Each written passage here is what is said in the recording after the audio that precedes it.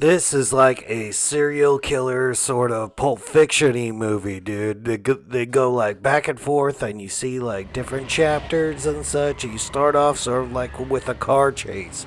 You're like, oh, okay. Why is this person chasing her? Why is he so pissed? Why does he have a rifle? And then you go, oh, everything will make sense later. Even how she got that like Pinto, you're like, oh, that's a thing too.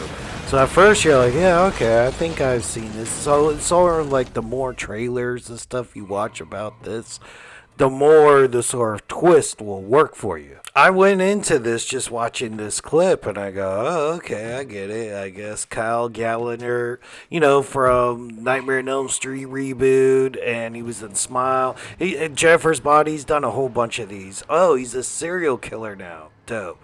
But here's the twist. He's not the serial killer. Even though it looks like it, dude. It's like, oh, he's trying to hit her with the truck. Obviously trying to kill her. But, dude, once you watch the other chapters, you're like, yeah, she has it coming. Then they skip around chapters, and you're like, oh, how'd these two people meet? I guess they met at a motel and everything after online.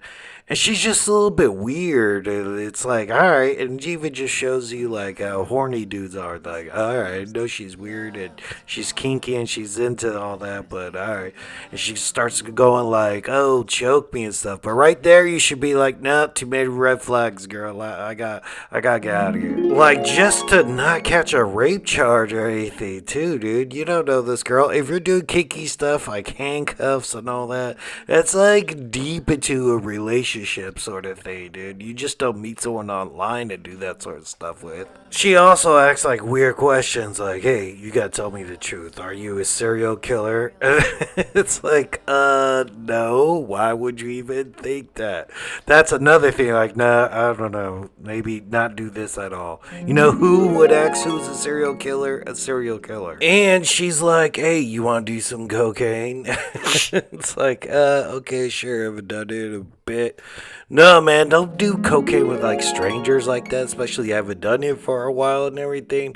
Because she switches it up and does, laces him with some ketamine. It really fucks him up. Never done ketamine, but I think he does some cocaine to balance out. But after she drugged him and everything, then she found out by going through his stuff that he's a cop. And this is a rule for her.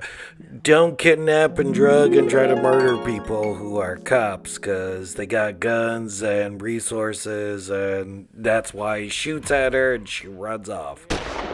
Plus, they're somewhere in the countries, and she goes running at these like strangers' door, and oh man, they're just a couple of hippies, old boomers, just all right. And here's a rule for them because they both end up being killed and everything. It's like, don't trust crazy, bleeding women on your doorstep.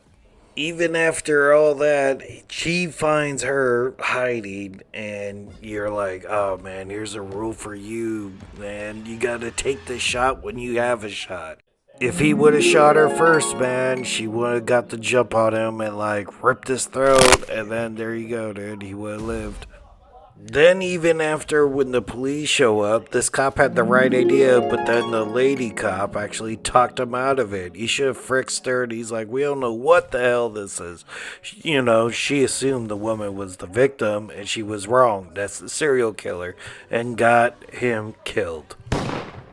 And even after all that, she's in the middle of the road, and an Indian lady picks her up, but she pulls a gun on her, and she has a gun too, and shoots her. So don't pull a gun on Indian women in cars. You should just lay low for the rest of the movie.